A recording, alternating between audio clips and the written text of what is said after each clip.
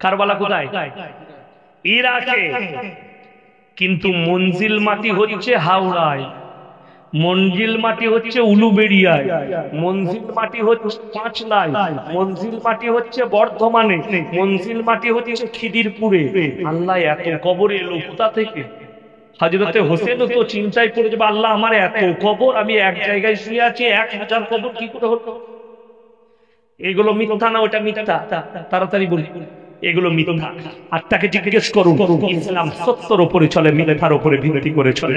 তুমি মিথ্যার উপরে আছো, ইসলাম প্রশ্রয় চাই না মিথ্যাকে। হযরত হোসেন রাদিয়াল্লাহু তাআলা আনহু আল্লাহর নবীর জলিল কাদার সাহাবী, শহীদ হয়েছেন কারবালার প্রান্তরে। রোজা রাজার চোখ দিয়ে পানি পড়বে। আমাদের দেশের কিছু যুবক কি বুঝলেন, বর্ধমানে 5 বছর আগে আমি তখন খাগড়াগড় মাদ্রাসায় থাকি, তো আমি বাড়ি যাচ্ছি একবার, তো সব থেকে দামি দোকান বর্ধমানে মিষ্টির দোকান সীতাভোগ মিহিদানা বিখ্যাত রাধা বল্লভ মিষ্টান্ন ভান্ডার, সেখানে আমি মেয়ের জন্য মিষ্টি লিখছি। একটা ছেলে দেখছি পায়ে হেঁটে যাচ্ছে, কোমরে দড়ি বেঁধে, হাতে থানসাবের বোতল আছে। আমাকে বলছে হুজুর ভালো আছে। আমি বললাম তোমার কি হয়েছে? বললে হুজুর হযরতে হোসেন কারবালার প্রান্তরে 3 দিন পানি পাইনি, তাই আমি 3 দিন পানি পান করব না। আমি বললাম হাতে দে থানসাবের বোতল। বলছে খালি পানি পান করিনি, বাকি সব মাল চলছে। তখন বুঝতে পারলাম শুধু থানসাব নয়, ওই মালটাও একটু চাপাইছে। বুঝতে পেরেছেন তো, বোতল মেরেছে, তবে ওই কথাটা বলছি। নাউজুবিল্লাহ। ইসলাম শরীয়ত এত সুন্দর, তোমার জীবনের কষ্ট দেয়া যাবে না। যারা বুক চিড়ে, যারা চিড়ে রক্ত বার করছে, হযরত হোসেনের মহব্বতে তাদেরকে বলে দিই, আপনাদেরকে কোরআনের দলিল দেব, আমার বাপের ডায়েরির দলিল নয়। কোরআনে আপনার যদি শরীর অসুস্থ হয়, ডাক্তারে যদি নিষেধ করে রোজা রাখলে মারা যাবে, রোজা রাখা যাবে? কথা বলে, রোজা রাখা যাবে না। কোরআনে আছে তোমরা যদি অসুস্থতার কারণে রোজা রাখতে না পারো, ফিদিয়াতুন তাআমু মিসকিন, তোমরা মিসকিনকে ফিদিয়া দেবে, রোজা রাখার নেকি তোমার আমলে দেওয়া হবে। জোরে বলুন সুবহানাল্লাহ। কিন্তু প্রাণের কষ্ট দিয়ে রোজা রাখার প্রয়োজন নেই। শুধু এটা নয়, আমার ভাইয়েরা, আমার মায়েরা, বোনেরা, আল্লাহ অপর জায়গায় কোরআনে বলেছেন, ইন্নামা হাররামা আলাইকুমুল মাইতাতা ওয়াদ দামা ওয়া লাহমাল খিনজির ওয়া মা উহিল্লা বিহি লিগাইরিল্লাহ ফামান ইত্তুররা গায়রা বাগিন ওয়ালা আদিন ফালা ইসমা আলাইহি ইন্নাল্লাহা গফুরুর রহিম। হে আমার বিশ্ব নবী, পৃথিবীর মানুষকে বলো, তোমরা যদি এমন বিপদগ্রস্ত জায়গায় পৌঁছে যাও কোনো খাবার নাই, আপনি না খেলে মারা যাবেন, যদি মরা প্রাণীর মাংস থাকে কিংবা শুয়োরের মাংস থাকে, ততটুকু তুমি খেতে পাবে, যতটুকু খেলে তোমার প্রাণ বেঁচে যাবে। জোরে বলুন সুবহানাল্লাহ। কোরআনে আল্লাহ বললেন তোমার জান বাঁচানো ফরজ। তুমি যদি দেখো আমি মারা যাব, সেখানে যদি হারাম জিনিস থাকে, যতটুকু খেলে তোমার বাঁচবে ততটুকু তোমাকে খেয়ে নিতে হবে। জোরে বলুন না সুবহানাল্লাহ। আল্লাহ যদি প্রাণের মূল্যে হারাম খাবারকেও ওই অবস্থায় জায়েজ করে, তাহলে এই জানের কষ্ট দেয়া যাবে? জানের কষ্ট দিয়া হারাম, বুক চিরা হারাম, মাতম করা হারাম, হারাম, শরীয়ত সম্মত নয়। আমার ভাই, যেমন আমাদের চলছে আমরা চালিয়ে দিচ্ছি। বাম মরে গেলে মৌলবি হায়ার করতে হয়, আমাদের দেশে করতে হয়, মৌলবি হায়ার করে। চা আনতে বলেছিলাম, এখনো চা আসে না, এখানে আমি তো জলসা শেষ করতে যাবো। এরপর কি বুঝলেন, ও দেখেছে ইঞ্জিনটা গরম আছে যখন আর চাই নাই।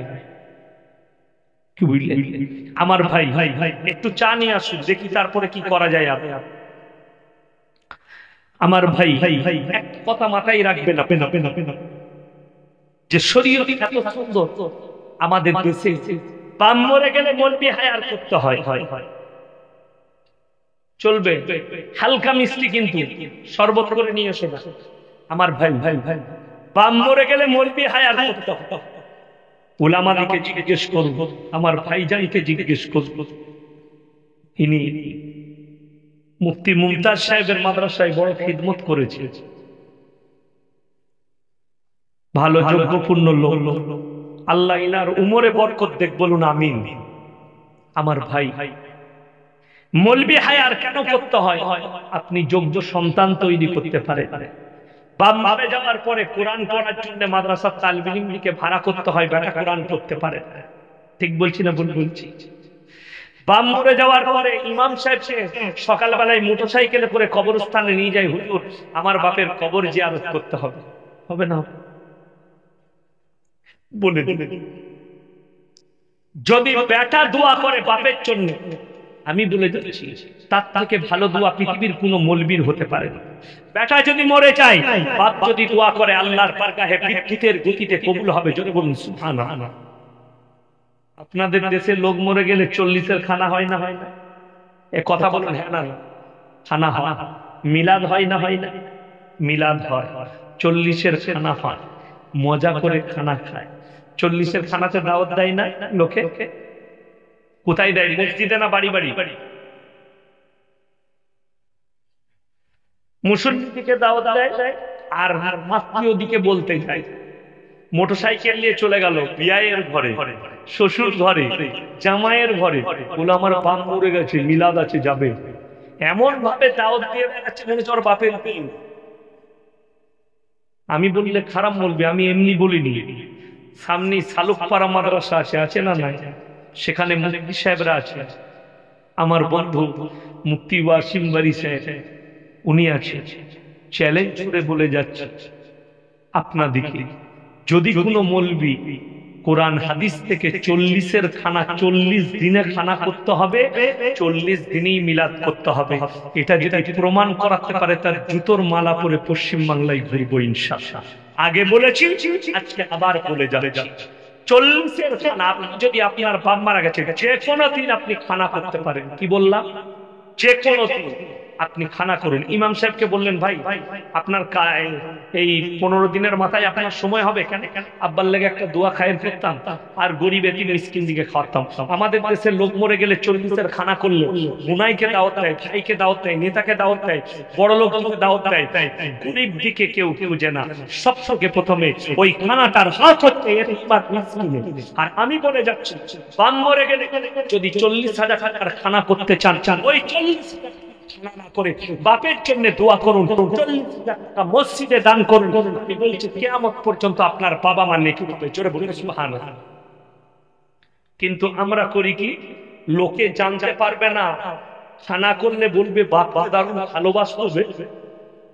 আর আমাকে যদি বিরিয়ানি দাওয়াত করে দাওয়াত দেন না, আমি বিরিয়ানিটা খেয়ে প্যান্ডেল থেকে বেরিয়ে বলবো, কোথা থেকে চালটা এনেছিল, বেশ ভালো না, বাবুর কি হবে, বেশ ভালো রান্না হয়। ঠিক বলছি না ভুল বলছি? মানুষ বিচার করবে। আর সবথেকে প্রথমে এতিম আর মিসকিনকে দাওয়াত দেন।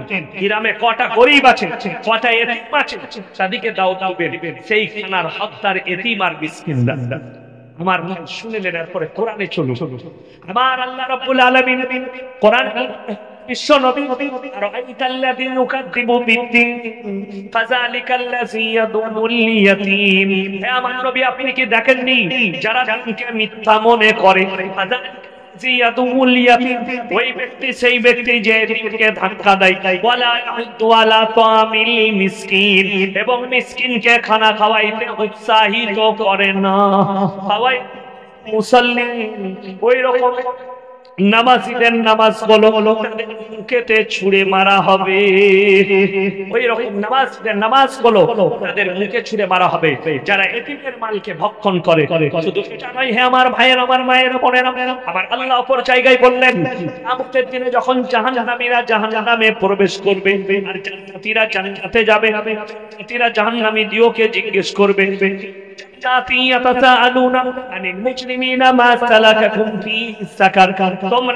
জাহান্নামে প্রবেশ করলে? তোমরা বলতে আমরা ভালো লোক, আমরা মুমিন, আজকে তোমরা জাহান্নামে যাচ্ছ। তখন তারা দুঃখের সঙ্গে বলবে, এক নম্বরেই বলবে, ক্বালু লাম নাকু মিনাল মুসাল্লিন, আমরা মুসল্লিদের মধ্যে ছিলাম না। তাদের দ্বিতীয় নম্বর উত্তর হবে, ওয়ালাম নাকু নুতিমুল মিসকিন, আর মিসকিনকে খানা খাওয়াইতে উৎসাহিত করতাম না। তাদের মালকে ভক্ষণ করেছি, তাদের উৎসাহ করিনি, তাদেরকে খাওয়াবার জন্য বলিনি, আর আমরাও খাওয়াইনি, তাই আজকে আমাদেরকে জাহান্নামে পাঠিয়েছে। আর তারপরেই ওয়ালা নাকুনুতিমুল মিসকিন ওয়া কুননা নাকুদু মাআল খায়িদিন ওয়া কুননা নুকাযযিবু বিয়াউমিদ্দিন। হে আমার নবী, দ্বিতীয় নম্বর তারা বলবে, আর আমরা দাড়ি টুপিওয়ালা দেখে হাসি ঠাট্টা বিদ্রুপ। আজকে জানে আমাদিকে দেখে, আমাদের মতো উলামাদিকে দেখে লোকরা চাচা বলে, আমাদের থেকে বয়সে বড় লোকরা, হিন্দু ভাইরা চাচা বলে না, বলে না রাস্তায় ঘাটে। আজকে আমি আসার সময় একটু রানীহাটিতে দাঁড়িয়েছিলাম, বাড়ির জন্য সবজি নিলাম, আমার থেকে বয়সে বড় কি বুঝলে বলছে, চাচা শসাটা কম দাম আছে, নেন 30 টাকা দেবো কেজি। চাচা, আমি বললাম তোর মাকে বলবি বাপের সাথে দেখা হলো। তাকে উত্তর দিলাম, তোর মাকে বলবি বাপের সাথে দেখা হলো রানীহাটি বাজার। তখন বলছে, হ্যাঁ ভুল হয়ে গেছে। আমি ভুল হয়ে গেছে মানে? তুই আমার বাপের বয়সী লোক আমাকে চাচা বলছিস? দোষটা কিন্তু তার নয়, দোষটা হচ্ছে মুসলমান কওমের। আজকে যদি 100টা মুসলমানের মধ্যে 100 জন যদি দাড়িওয়ালা হতো, তাদের বাপের হিম্মত ছিল না আমাদেরকে চাচা বলে ডাকি। কেন? মার খেত, কেস কাবারি হতো। কিন্তু 100 জনের মধ্যে 80 জন দাড়ি চাচা। ঠিক বলছি না ভুল বলছি? আর আমরা কটা মৌলবি মোল্লা আর আমাদের বয়স্ক বাবাজিরা দাঁড়িয়ে রেখেছে, ওই জন্য আমাদেরকে চাচা বলে ডাকে। আমি তাকে বললাম, তোমার সাধুকে কি বলো? চাচা বলো না সাধু বাবা বলো? বলে কি বলবো? আমাদিকে মলি সাহেব বলবি, না বলতে পারলে হাফিজজি বলবি, চাচা বলবি না। যদি আমাকে চাচা বলিস তো সাধু বাবাকে চাচা বলে দেখাবি, জুতো করে মারবে তোকে। ঠিক বলছি না ভুল বলছি? আর এই সুযোগটা আপনারা কুড়িয়েছে। আজকে আপনাদেরকে আমি তথ্য দিয়ে যাচ্ছি, আপনি মোদিজিকে দোষ দিবেন না, এটার জন্য সরকার দায়ী নয়, এটার জন্য দায়ী হচ্ছেন আপনারা, এটার জন্য মমতা দায়ী নয়, এটার জন্য কেন্দ্র সরকার দায়ী নয়। আজকে একটা পুলিশ অফিসার, মুসলমান ছেলে যদি পুলিশের চাকরি করে দাঁড়িয়ে রাখতে পারে না, ঠিক বলছি না ভুল বলছি? মিলিটারি করলে দাঁড়িয়ে রাখতে পায় না, কিন্তু একটা শিখদের ছেলে দাঁড়িয়ে রেখে মাথায় পাগড়ি বেঁধে, পাঞ্জাবি পরে মাথায় পাগড়ি বেঁধে দাঁড়িয়ে রেখে চাকরি করে। একটা আপনার শিখদের ছেলে মাথায় পাগড়ি বেঁধে দাঁড়িয়ে রেখে কি করে? চাকরি করতে পায়, কিন্তু মুসলমান পায় না। এটার জন্য দায়ী কিন্তু মুসলমান। কুকুরটাকে তাকে সবাই দরুদ শরীফ পড়ুন, আল্লাহুম্মা সাল্লি আলা। কুকুরটাকে বার করে দেন বাবু।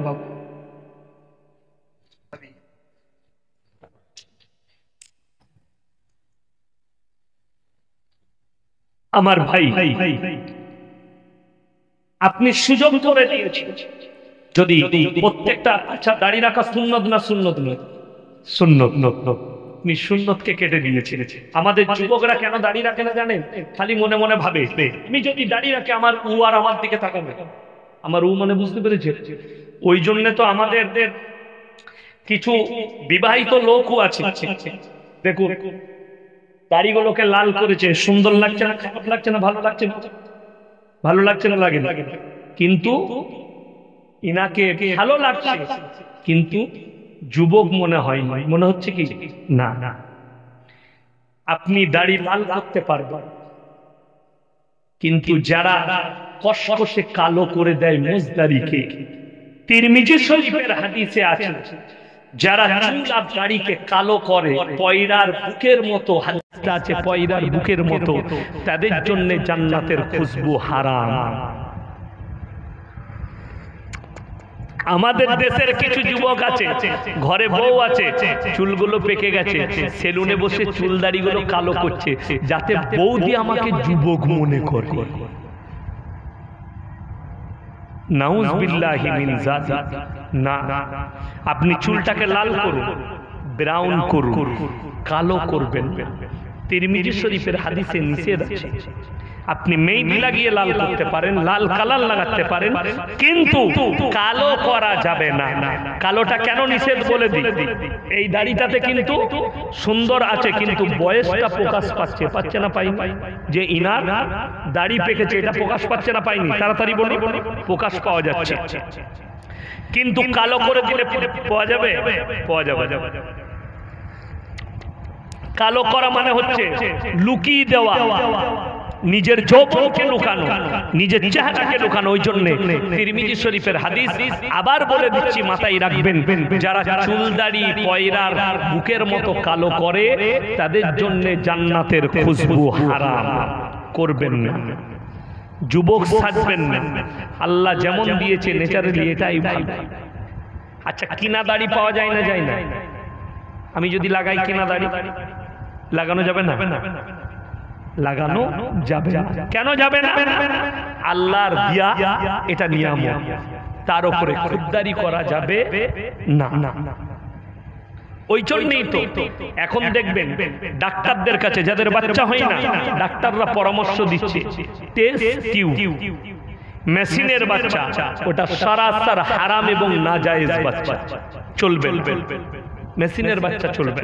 দ্বিতীয় নম্বর, কেন্দ্র সরকার সেদিনে আইন পাশ করিয়েছে, সুপ্রিম কোর্ট, কিসের? 6 মাস পর্যন্ত গর্ভধারণ করতে পারবে নারী। 100 কতদিন বলেছে হিসাব করে দেখছিলাম, 6 মাসের মতো হয়ে যাচ্ছে। আর শরীয়ত বলছে, সায়েন্স বলছে 5 মাসের মধ্যে বাচ্চা তৈরি কি হয়, হয়ে যায়। 6 মাসের মধ্যে, তার মধ্যে আল্লাহ রূহটাকে কি করেন, ফুঁকে দেন। 6 মাসে এটাতে পাপ বেড়ে গেল, ব্যভিচার বেড়ে যাবে, নারীরা অবাধে মিলামিশা করবে এবং তাদের বাচ্চাকে নষ্ট করবে। আল্লাহ কমকে হেফাজত করুক, আমাদের মুসলমান সমাজকে হেফাজত করুক। সবাই বাড়িতে নিজেদের মা বোনকে ইসলামিক কৃষ্টি কালচার শিক্ষা দেবো, জোরে বলুন ইনশাআল্লাহ। মা বোনদিকে নামাজের তালিম দেন। আপনার মেয়ে স্কুলে যাবে কিন্তু পর্দার সহিত যা, আপনার ছেলে স্কুলে যাবে পর্দার সহিত যা, আপনার ছেলে কলেজে যাবে, বাড়ি যখন ফিরবে মা বাবার আদর্শ হচ্ছে ফিরা মাত্র নামাজটা পড়েছো, পড়া হয়নি, নামাজগুলো আদায় করে নাও, জোহরটা পড়ে নাও, আসরটা পড়ে নাও, দিয়ে খানা খাও, মসজিদে গিয়ে মাগরিব পড়বে। আপনার ছেলে যদি মাদ্রাসায় পড়ে, বাড়িতে আসার পরে তার নামাজের দিকে খেয়াল রাখবেন, সে নামাজ পড়ছে কিনা, তার পড়াশোনা হচ্ছে কিনা, তার উঠা বসাটা ইমাম সাহেবের কাছে হতে হবে। যদি কোনো ছেলে মাদ্রাসায় হিফজ পড়ে, রমজান মাসে বাড়ি আছে, 5 পারা হিফজ করেছে, 10 পারা করেছে, তাকে বলবেন মসজিদে যিনি হাফেজ সাহেব থাকবেন রমজান মাসে কিংবা ইমাম সাহেব, আপনি প্রত্যেক দিন হাফ পারা করে শুনবেন, 1 মাস তাকে পড়ান। কিন্তু দুঃখের বিষয় কি জানেন, আমরা ইংরেজি বাংলা অঙ্কই টাকা খরচ করব, কিন্তু কোরআনের শিক্ষায় টাকা খরচ করতে গায়ে বাজে। ওই জন্যই তো আজকে মসজিদগুলো এসিওয়ালা মসজিদ। আপনাদের ইমামের বেতন কত গো? কথা বলো। 4000? কত? 3.5? আচ্ছা, 3.5 আর খালার 2.5, 4 আর 2 কত? কত বললাম? 6000। ইমানদারির সঙ্গে বলুন, একজন রাজমিস্ত্রি লিভারের বেতন কত আপনাদের এখানে?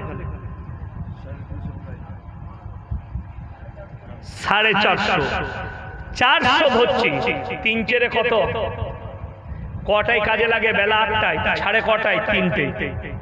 ঠিক বলছি না ভুল বলছি? 3টেই ছাড়ে।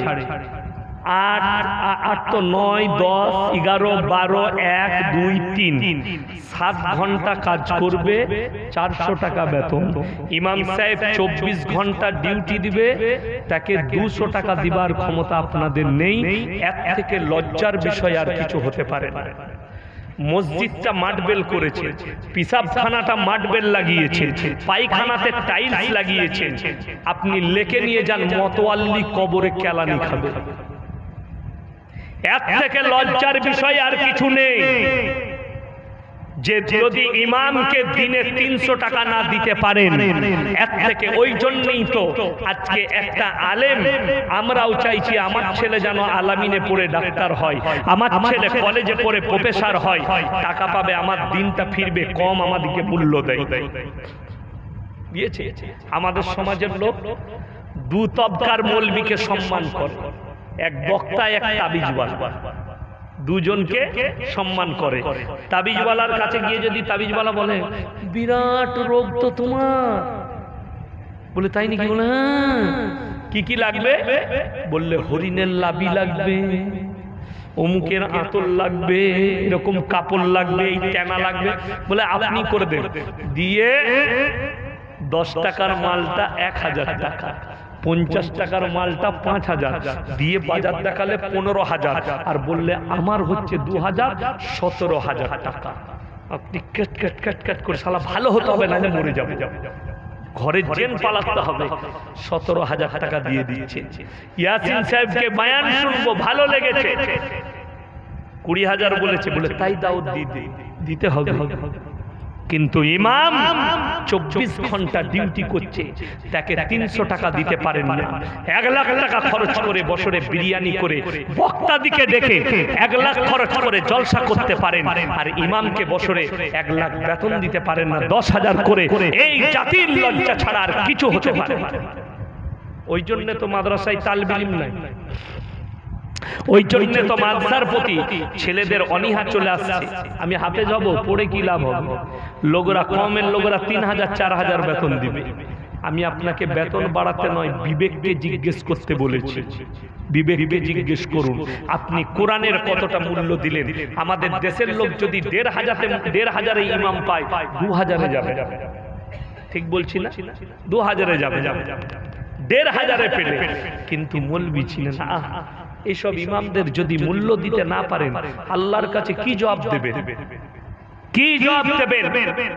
সমাজের লোক বাপটাকে যদি সম্পত্তি মনে করেন, মসজিদের কারেন্ট পুড়িয়ে ফ্যান চালিয়ে নামাজ পড়ছেন, মসজিদের এসি পুড়িয়ে নামাজ পড়ছেন, তোমার বাপের সম্পত্তি নয়। আর যদি এসি পুড়িয়ে তুমি নামাজ পড়তে পারো, ফ্যান চালিয়ে নামাজ পড়তে পারো, মাঠবেল চালিয়ে লাগিয়ে যদি পেশাব পায়খানা করতে পারো, ইমামের বেতন না দিতে পারলে সেই জাতির লজ্জা ছাড়া আর কিছু হতে পারে না। আল্লাহ হিফাজত করুক, আলেমদের মর্যাদা দেওয়ার তৌফিক দান করুক। আমার নবীজি বলেছেন, যারা আলেমদের সঙ্গে সম্পর্ক রাখে তারা যেন আমার সাথে সম্পর্ক রাখলো। আমার নবীজির হাদিস, আল উলামা ওয়ারাসাতুল আম্বিয়া। আমার আল্লাহ কোরআনে বলেছেন, ইন্নামা ইয়াখশাল্লাহা মিন ইবাদিহিল উলামা। আমার নবী আর পয়গম্বরের পরে যারা সবথেকে বেশি আমাকে রীতিমতো ভয় করে তারা হচ্ছে উলামা সম্প্রদায়।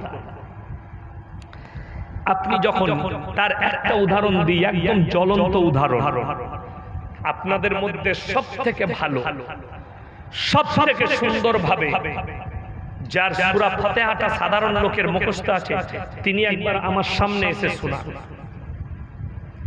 আমি যদি চ্যালেঞ্জ দিয়ে বললাম, প্রতি আয়াতে যদি আমি 5টা করে ভুল না বার করতে পারি, তো জুতোর মালা পরে ঘর যাব। কিন্তু আপনার ইমামকে দিয়ে আলহামদুলিল্লাহি রাব্বিল আলামিন আর রহমানির রহিম মালিকি ইয়াউমিদ্দিন ইয়াকা না'বুদু ওয়া ইয়াকা নাস্তাঈন। জিজ্ঞেস করুন আদাই কি, গুন্না, ইখফা, মাদ, মাখারিজ সব শুদ্ধ আছে। আর আপনি নামাজ পড়লে আপনার কোরআন অশুদ্ধ, আলেম আর আপনার এটাই পার্থক্য। আপনি হাদিস জানেন না, আল্লাহ তাআলা ইলমের জ্ঞান দিয়েছে। যে ইক্তাদাই তো বিহাজাল ইমাম যার পেছনে করছেন, আপনার ইমাম যদি বিনা উযুতে নামাজ পড়ায়, আপনারা যদি ইক্তাদাই তো বিহাজাল ইমাম করেন, আপনাদের নামাজ হয়ে যাবে, পাপী হবে ইমাম। বুঝতে পেরেছেন না? পারেন না মাসলাটা? যদি কেউ না জানে কেমন করে বলে বলে আমার মাসায় একবার ইমাম সাহেব ছিল না, অনেক দিন আগে একজন মুফতি সাহেব ইমাম ছিলেন। আমাকে বলে গেলেন কুরবানির সিজন, ছুটি, বাড়ি গেছে, যে নামাজটা পড়াবেন। আমার জলসা ছিল, তো আমি বললাম একজনকে, একটা ছাত্রকে মাগরিব ঈশা পড়িয়ে দিবি, আমি এসে ইনশাআল্লাহ ফজর পড়াবো। আমি জলসা করে গিয়ে ঠিক ফজরের আগে ঢুকলাম, উজু করে ফজরের নামাজ পড়িয়েছি, নামাজ পড়ে বাড়ি চলে গেছি। আমার জাঙ্গে একটা ফোঁড়া হয়েছিল, আমি কিন্তু জোশে এসে নামাজটা পড়িয়ে দিয়েছি। বাড়িতে গিয়ে দেখছি আমার পুরো পায়জামা লুঙ্গিটা পুরো রক্তই ভরে গেছে, ফোঁড়া ফেটে গেছে। বাড়িতে গিয়ে বুঝতে পারছি, আমার সন্দেহ হলো তাহলে কিন্তু আমার নামাজটা হয়নি, নাপাক অবস্থায় হয়ে গেছে। আমি জোহরের সময় এলান করলাম, যে সমস্ত ভাইরা ফজরের সময় আমার পেছনে নামাজ পড়েছেন তারা নামাজটা দহরিয়ে পড়ে নেবেন। আমার এই অবস্থা হয়েছিল, আমি বুঝতে পারিনি। আসরে এলান করলাম, মাগরিবে, এশায়, ফজর পর্যন্ত এলান করলাম যে আপনারা পড়ে নেবেন। কেন করলাম? আমি তো নাও করতে পারতাম। কেন? পুরো পাপের ভারটা আমার উপরে চাপতো। ওই জন্য আমি এলান করে দিলাম আল্লাহর কাছে বাঁচার জন্য। আমার উপরে এত বড় দায়িত্ব যদি একটা ইমামের উপরে থাকে, তাহলে আপনার তাকে মূল্য কতটা দিতে হতে পারে।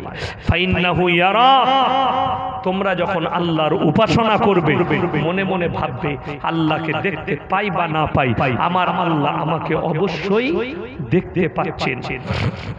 একটা ইমাম নামাজ পড়ানো কতটা ধ্যান রাখতে হয় নামাজের প্রতি, কিরাত, রাকাত। আর আমাদের অনেক সাধারণ মানুষ কি করি, অনেকজন তো নামাজে দাঁড়িয়ে টাকা গুনে ইমামের পেছনে, দোকানে অনেকজন তো ইমামের পেছনে দাঁড়িয়ে ঘরের কথা ভাবে, অন্যান্য কথা ভাবে। আমার ভাই, আল্লাহ রাব্বুল আলামিন আমাদের সকলকে বুরাই থেকে হেফাজত করুক। জোরে বলুন আল্লাহুম্মা আমিন। শেষকালে একটু নিয়ত করি, আমরা সকলে 5 ওয়াক্তের নামাজ পড়ব। জোরে বলুন ইনশাআল্লাহ। আর এই উলামাদের সংস্পর্শে থাকবেন। লাস্ট কথা আমি একটা বলে দিই, একটা গুদা বাংলায় কথা আছে, সঙ্গ দোষে লোহা ভাসে। যদি সঙ্গ ভালো হয়, ছেলে ভালো হবে। কেউ যদি মাতালের পাশে উঠা বসা করে 1 মাস পরে মাতাল হবে। কেউ যদি লটারিওয়ালার কাছে উঠা বসা করে 1 মাস পরে লটারিওয়ালা হবে। কেউ যদি জো তালায় বসে জো খেলবে, কেউ যদি গাঁজা তালায় বসে গাঁজা খাবে, কেউ যদি নামাজি উলামাদের পাশে বসে 1 মাস পরে নামাজি হবে। তার দলিল যদি এইখানে চান আমি দিয়ে যাব। কেমন করে জানেন?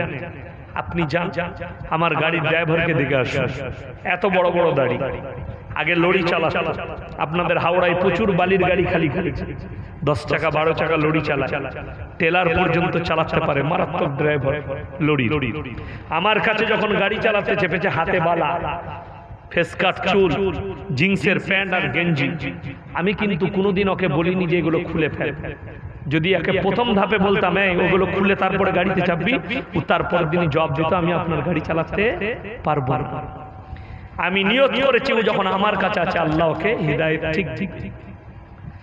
1 বছর পরে তাকে আমি বলিনি, সে এখন আমার মতো লুঙ্গি, আমার মতো পাঞ্জাবি, মুখেতে দাড়ি। যারা আমাকে কোনোদিন দেখেনি তারা যদি আচমকা আমার গাড়ির কাছে আসে তো ওকে বক্তা মনে করবে। এরকম ঘটনা আমার ঘটেছে। পুরুলিয়ায় এক জায়গায় দাওয়াত দিয়েছে, কেউ আমাকে দেখেনি। তো গাড়ি থেকে নেমে যখন যাচ্ছি, তো মসজিদে যখন ঢুকেছি, ওদের যে খিদমতে আছে সে পানি নিয়ে দেখছি ওকে দিচ্ছে উজুর পানি। আমি মনে আল্লাহ দিচ্ছে, দেখ দেখ কি বুঝলেন, সবকিছু ওরই খিদমত বেশি চলছে। হুজুর আসুন, হুজুর সব করছে, আমি দেখছি চলুক। আমি চুপ করে থাক, করু করু। যখন স্টেজে ডাক করেছে, যখন আমি যাচ্ছি, তখন বললে হযরত মাফ कर दीजिए, मैंने उनको समझा, मैं आपको नहीं पहचानता। মানে कोई बात नहीं। কি বলেন, কিসের জন্য বলুন? খালি এই দাড়ি টুপি পোশাকটার জন্য।